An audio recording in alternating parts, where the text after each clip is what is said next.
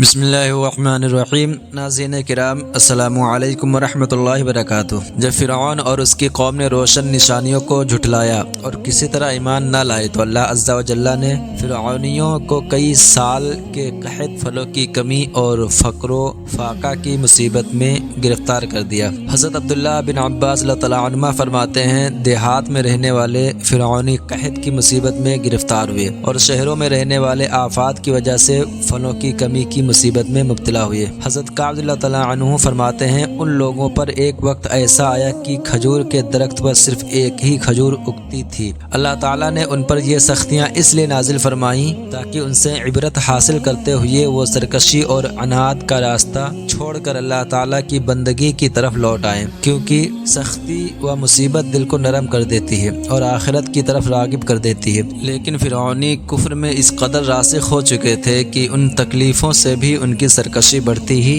رہی۔ جب انہیں سرسبزی و شادابی، پھلوں، مویشیوں اور رزق میں وسعت، صحت، آفات سے عافیت و سلامتی وغیرہ بھلائی ملتی تو کہتے یہ تو ہمیں ملنا ہی تھا، کیونکہ ہم اس کے اہل اور اس کے مستحق ہیں۔ یہ لوگ اس بھلائی کو نہ تو اللہ عز و جل کا فضل جانتے اور نہ ہی اس کے انعامات پر شکر ادا کرتے، اور جب انہیں قحط، خشک سالی، مرض، تنگی اور آفت وغیرہ کوئی برائی پہنچتی تو اسے حضرت موسیٰ علیہ السلام اور ان کے ساتھیوں کی نحوست قرار دیتے اور کہتے کہ یہ بلائیں ان کی وجہ سے پہنچی، اگر یہ نہ ہوتے تو یہ مصیبتیں نہ آتی۔ قرآن پاک میں ہے، وَلَقَدْ أَخَذْنَا آلَ فِرْعَوْنَ بِالسِّنِينَ وَنَقْصٍ مِّنَ الثَّمَرَاتِ لَعَلَّهُمْ يَذَّكَّرُونَ فَإِذَا جَاءَتْهُمُ الْحَسَنَةُ قَالُوا لَنَا هَٰذِهِ وَإِن تُصِبْهُمْ سَيِّئَةٌ يَطَّيَّرُوا بِمُوسَىٰ وَمَن مَّعَهُ أَلَا إِنَّمَا طَائِرُهُمْ عِندَ اللَّهِ وَلَٰكِنَّ أَكْثَرَهُمْ لَا يَعْلَمُونَ۔ اور بے شک ہم نے فرعونیوں کو کئی سال کے قحط اور پھلوں کی کمی میں گرفتار کر دیا تاکہ وہ نصیحت حاصل کریں، تو جب انہیں بھلائی ملتی تو کہتے یہ ہمارے لیے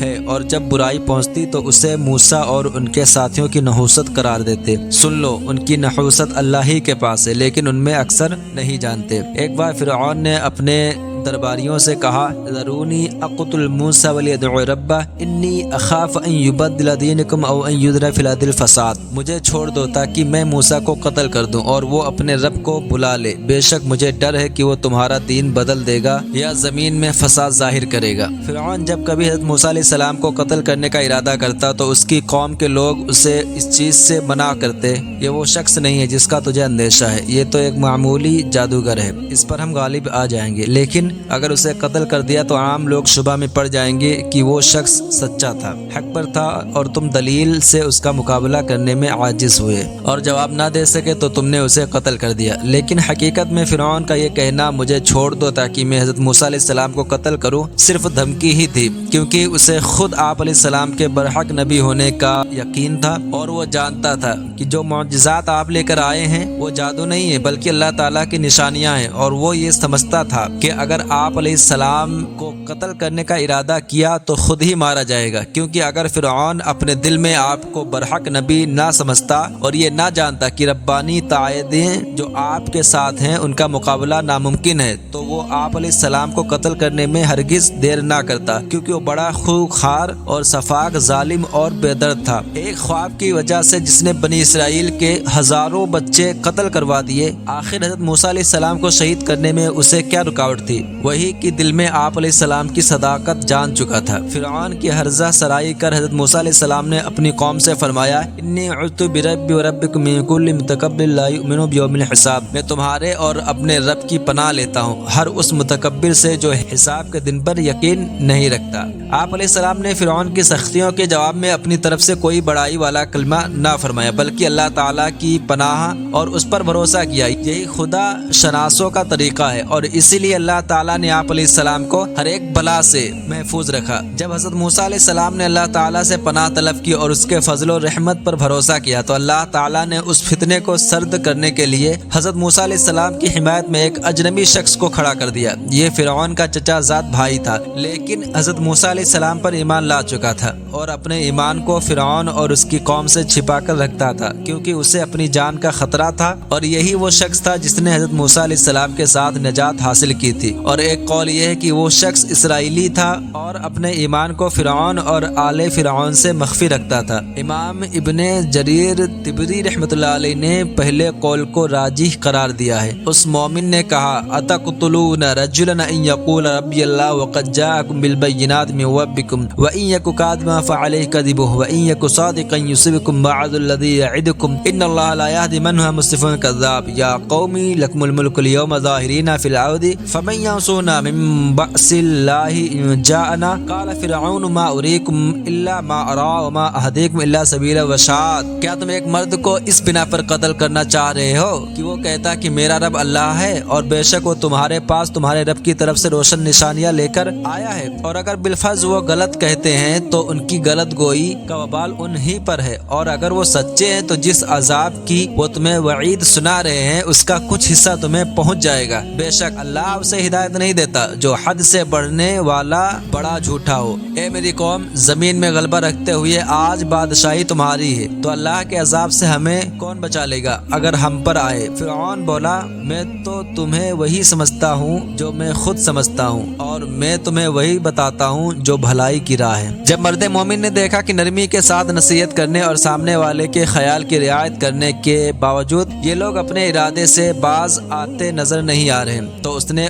سابقہ قوموں پر آنے والے دنیاوی عذاب اور آخرت کے عذاب سے ڈراتے ہوئے کہا یا قومی انی اخاف علیکم مثل یوم الاحزاب مثل دأب قوم نوح وعاد وثمود والذین من بعدهم وما اللہ یرید ظلما للعباد ویا قومی انی اخاف علیکم یوم التناد یوم تولون مدبرین ما لکم من اللہ من عاصم ومن یضلل اللہ فما له من ہاد۔ اے میری قوم، مجھے تم پر گزشتہ گروہوں کے دن جیسا خوف ہے جیسا نوح کی قوم اور عاد اور سمود اور ان کے بعد والوں کا طریقہ گزرا، اور اللہ بندوں پر ظلم نہیں چاہتا۔ اور اے میری قوم، میں تم پر پکارے جانے کے دن کا خوف کرتا ہوں جس دن تم پیٹھ دے کر بھاگو گے، اللہ سے تمہیں کوئی بچانے والا نہیں ہے، اور جسے اللہ گمراہ کرے اسے کوئی راہ دکھانے والا نہیں ہے۔ یعنی اے میری قوم، تم جو حضرت موسیٰ علیہ السلام کو جھٹلا رہے ہو اور انہیں شہید کرنے کا ارادہ کیے بیٹھے ہو، اس وجہ سے مجھے خوف ہے کہ تم پر بھی وہی دن نہ آ جائے جو سابقہ قوموں میں سے ان لوگوں پر آیا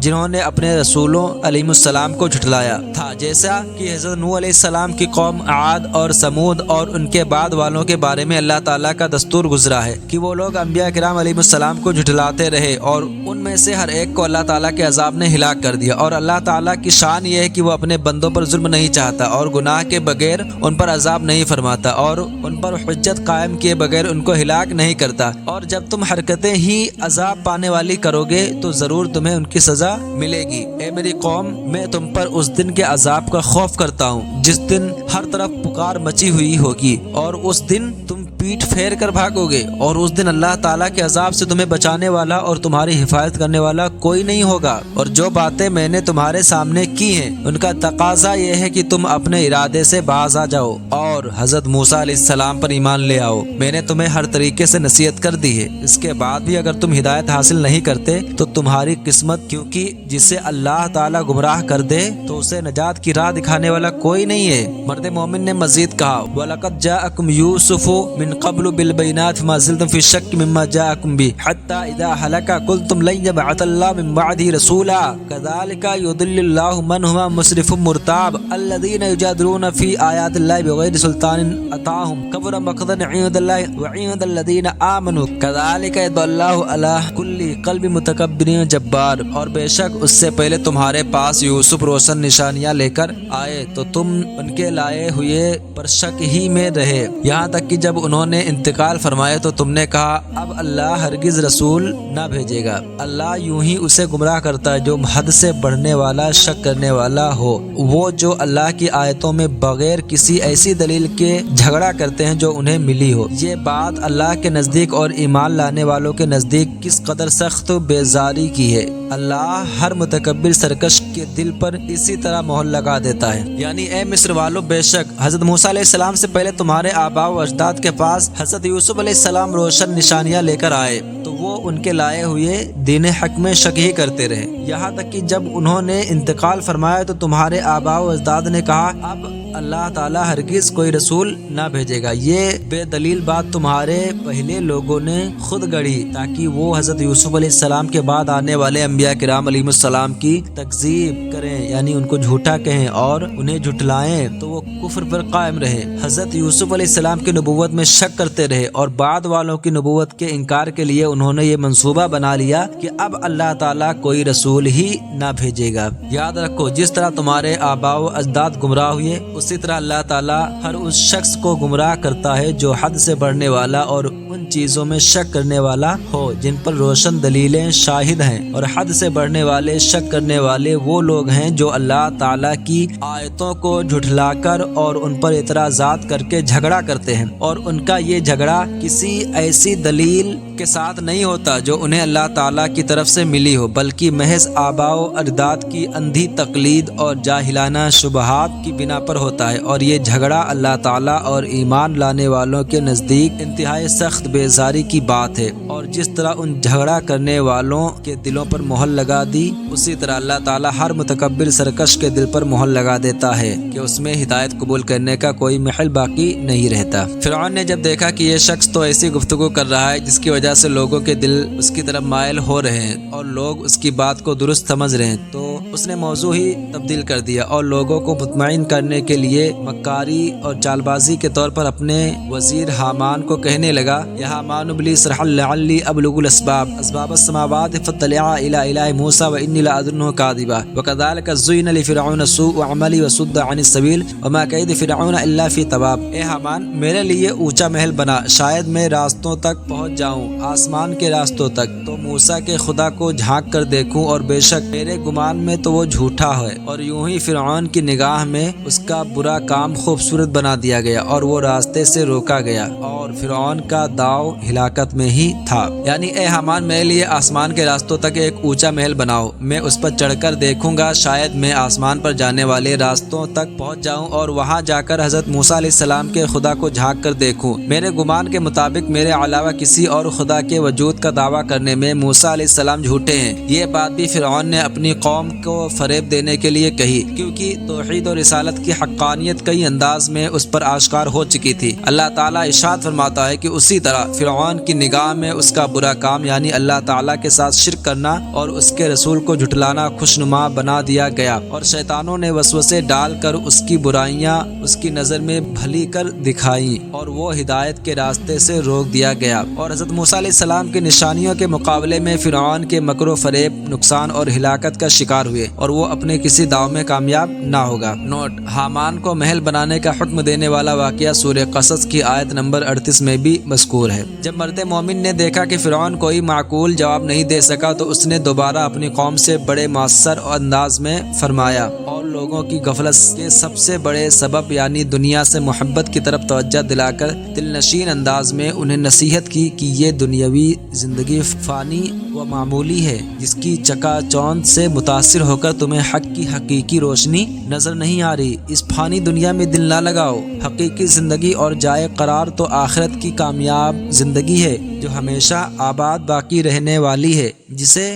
حاصل کرنے کا طریقہ ایمان صحیح اور عمل صالح ہے۔ دوسرے الفاظ میں یوں کہہ لیں کہ دنیا میں ایمان اور نیکیوں بھری زندگی گزار لیں، آخرت میں راحتوں اور نعمتوں بھری زندگی مل جائے گی۔ مرد مومن نے کہا، یا قوم اتبعونی اہدکم سبیل الرشاد، یا قوم انما هذه الحیاۃ الدنیا متاع وان الآخرۃ ہی دار القرار، من عمل سیئۃ فلا یجزى الا مثلها ومن عمل صالحا من ذکر او انثى وهو مؤمن فاولئک يدخلون الجنۃ یرزقون فیہا بغیر حساب۔ اے میری قوم، میرے پیچھے چلو، میں تمہیں بھلائی کی راہ بتاؤں۔ اے میری قوم، یہ دنیا کی زندگی تو تھوڑا سا سامان ہی ہے، اور بے شک آخرت ہمیشہ رہنے کا گھر ہے۔ جو برا کام کرے تو اسے بدلہ نہ ملے گا مگر اتنا ہی، اور جو اچھا کام کرے، مرد ہو خواہ عورت، اور وہ ہو مسلمان، تو وہ جنت میں داخل کیے جائیں گے، وہاں بے حساب رزق پائیں گے۔ اس میں اشارہ ہے کہ کہ فرعون اور اس کی قوم جس راستہ پر چل رہی ہے وہ گمراہی کا راستہ ہے، اور یہ بھی اشارہ ہے کہ ہدایت انبیاء کرام علیہ السلام اور اولیاء اعظام رحمۃ اللہ علیہم کی پیروی میں رکھی گئی ہے، اور جس طرح نبی علیہ السلام اپنے امتی کو ہدایت کا راستہ دکھاتے ہیں، اسی طرح نبی علیہ السلام کے تابع رہتے ہوئے اولیاء و صالحین بھی ہدایت کا راستہ دکھاتے ہیں۔ اپنی قوم کو نصیحت کرتے وقت مرد مومن نے یہ محسوس کیا کہ لوگ میری باتوں پر تعجب کر رہے ہیں اور میری بات ماننے کی بجائے مجھے اپنے باطل دین کی طرف بلانا چاہتے ہیں، تو اس نے اپنی قوم کو مخاطب کر کے کہا، وَيَا قَوْمِ مَا لِي أَدْعُوكُمْ إِلَى النَّجَاةِ وَتَدْعُونَنِي إِلَى النَّارِ تَدْعُونَنِي لِأَكْفُرَ بِاللَّهِ وَأُشْرِكَ بِهِ مَا لَيْسَ لِي بِهِ عِلْمٌ وَأَنَا أَدْعُوكُمْ إِلَى الْعَزِيزِ الْغَفَّارِ لَا جَرَمَ أَنَّمَا تَدْعُونَنِي إِلَيْهِ لَيْسَ لَهُ دَعْوَةٌ فِي الدُّنْيَا وَلَا فِي الْآخِرَةِ وَأَنَّ مَوَدَّنَا إِلَى اللَّهِ وَأَنَّ الْمُسْرِفِينَ هُمْ أَصْحَابُ النَّارِ فَسَتَذْكُرُونَ مَا أَقُولُ لَكُمْ وَأُفَوِّضُ أَمْرِي إِلَى اللَّهِ إِنَّ اللَّهَ بَصِيرٌ بِالْعِبَادِ۔ اور اے میری قوم، مجھے کیا ہوا کہ میں تمہیں نجات کی طرف بلاتا ہوں اور تم مجھے دوزخ کی طرف بلا رہے ہو؟ تم مجھے اس طرف بلاتے ہو کہ میں اللہ کا انکار کروں اور ایسے کو اس کا شریک کروں جو میرے علم میں نہیں، اور میں تمہیں عزت والے بہت بخشنے والے کی طرف بلاتا ہوں، اور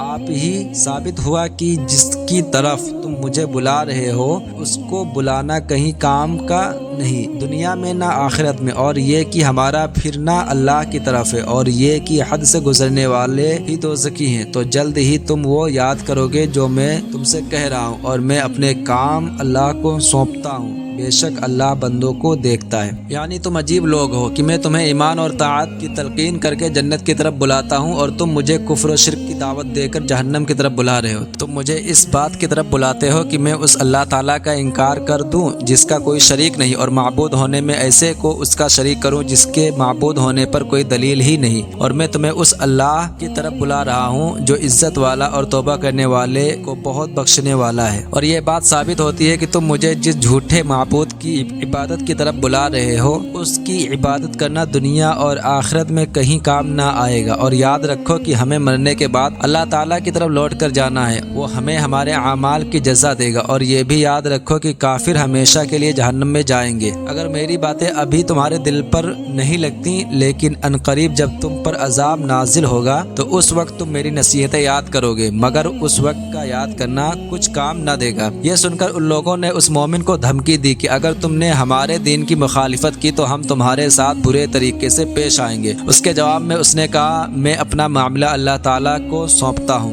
بے شک اللہ تعالیٰ بندوں کو دیکھتا اور ان کے اعمال و احوال کو جانتا ہے، لہٰذا مجھے تمہارا کوئی ڈر نہیں۔ جب فرعون اور اس کے درباریوں نے مرد مومن کو سزا دینے کا ارادہ کیا تو اللہ تعالیٰ نے اسے ان کے شر سے بچا لیا، جبکہ فرعون کا اپنی قوم سمیت یہ انجام ہوا کہ انہیں برے عذاب نے گھیر لیا۔ دنیا میں وہ فرعون کے ساتھ دریا میں غرق ہو گئے اور قیامت کے دن جہنم میں جائیں گے۔